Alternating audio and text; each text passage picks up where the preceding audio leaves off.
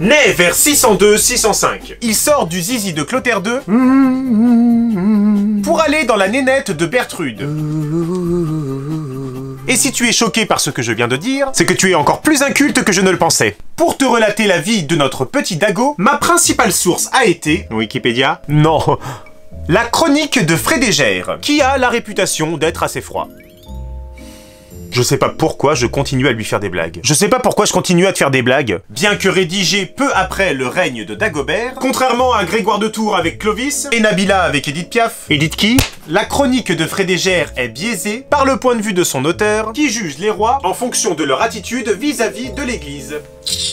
Il existe aussi quelques documents attribués à Dagobert, dont un assez grand nombre sont des faux, car rédigés après sa mort. Et alors? Moi un jour j'ai lu un livre de quelqu'un qui était mort, c'était vraiment son livre. Tu as lu un livre? Ce phénomène de fausse charte de Dagobert est lié à la valorisation de son rôle lors des deux dynasties suivantes, les Carolingiens et les Capétiens. Dagobert s'élève alors dans les airs et lance des éclairs avec ses yeux, terrassant ainsi tous ses ennemis. Dans cette perspective, ont aussi été élaborées de fausses généalogies, rattachant les Carolingiens et d'autres familles aux Mérovingiens, grâce à une sœur inventée de Dagobert, et qui s'appelle Orio Super Berthe IV.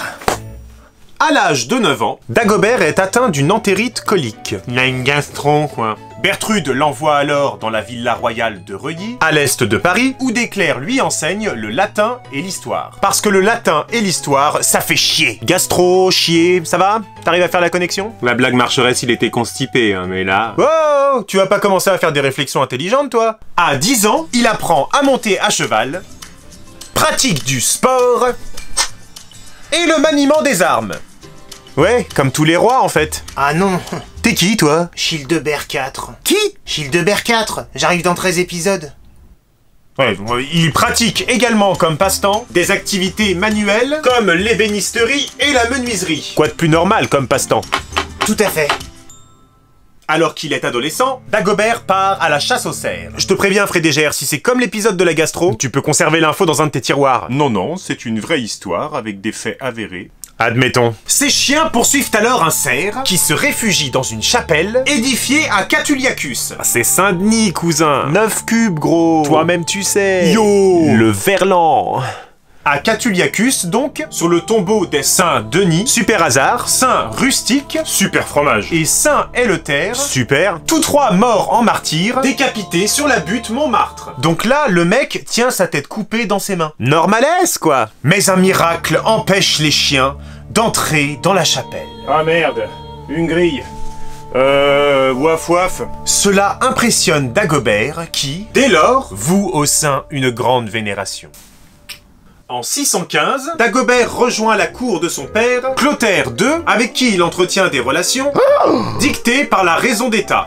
J'aurais pas été prêt pour autre chose. Il y suit l'instruction de l'école du palais, Sois bien attentif, mon fils. enrichissant ainsi ses connaissances politiques Comment bien mentir? et administratives. Comment bien frauder? En 618-619, Déjà vous? quelques mois après le décès de maman Bertrude, J'ai Bertrude, trop de sang. Papa Clotaire II se remarie avec la gouvernante, pour certains historiens la maman de Charibert II, la bien nommée Sichilde. La vie Sichilde dure quand on a un handicap. Dagobert voit sa belle-mère comme une intrigante, cherchant à favoriser Charibert II.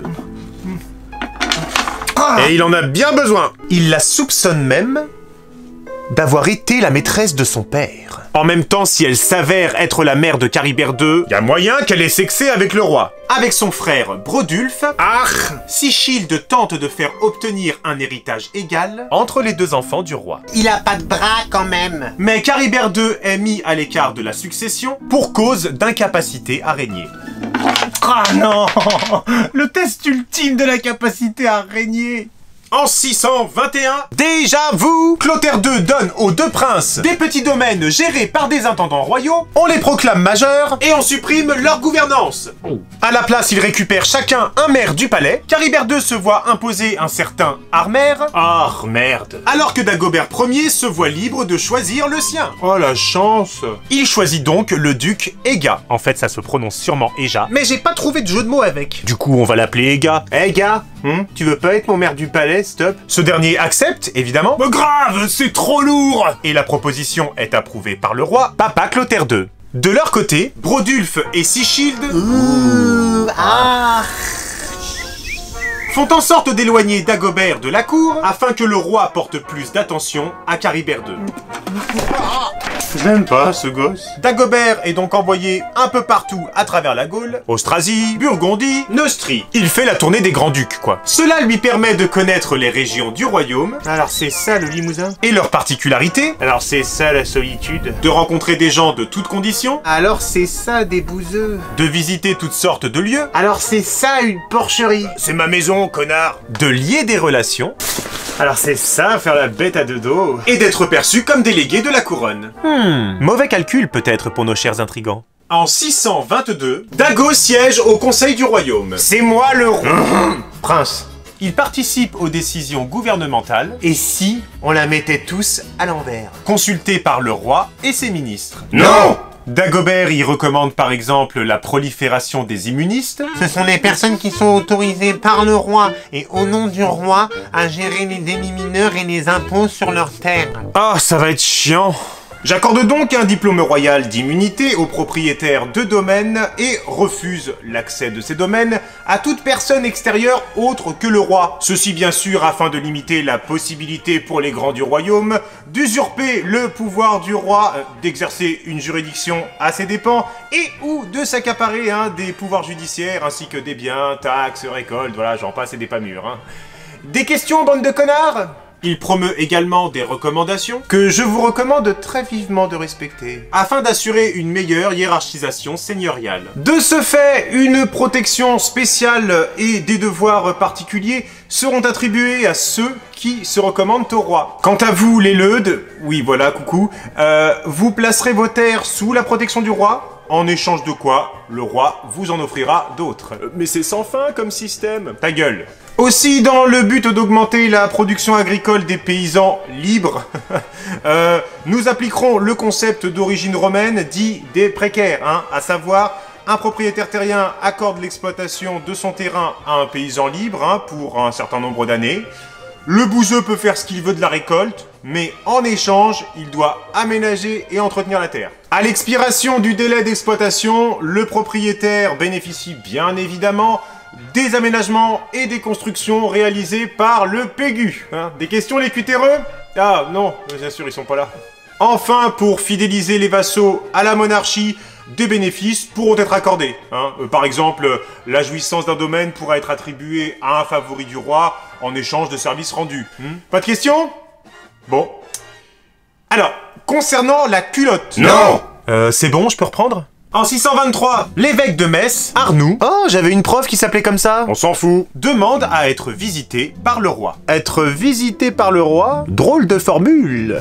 Visitez-moi, sire. Mais Clotaire II préfère envoyer son fils, Dagobert. Je te conseille de mettre ta culotte à l'endroit pour l'occasion. Arnoux accueille donc Dagobert Ier et rend compte que... Nous les Austrasiens, on est jaloux des Neustriens. Ils ont en permanence le roi à leur côté. Nous, on se sent lésés.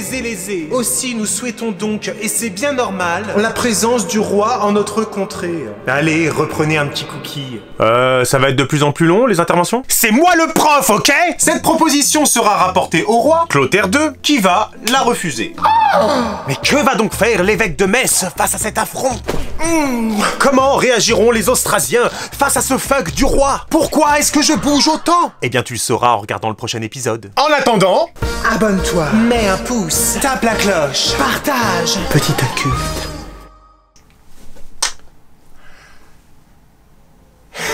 Putain. Par contre, j'ai un problème de sein, en fait. Ouais. Putain, tout ça est filmé, c'est formidable. J'accorde donc un diplôme royal... J'accorde donc au diplôme royal... Oh là là... Au propriétaire de domaine et refuse... En échange de quoi, le roi vous offrira... Non.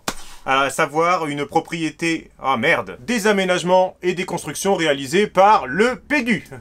Ah non. Par exemple, la jouissance d'un domaine pourrait... la jouissance d'un domaine pourra être attribuée... afin d'assurer une meilleure hiérarchisation seigneuriale... Afin d'assurer une meilleure hiérarchie... Afin d'assurer une meilleure hiérarchisation seigneuriale. Afin...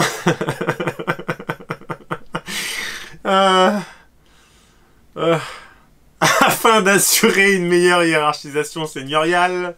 Afin d'assurer une meilleure hiérarchisation hiérarchisation seigneuriale.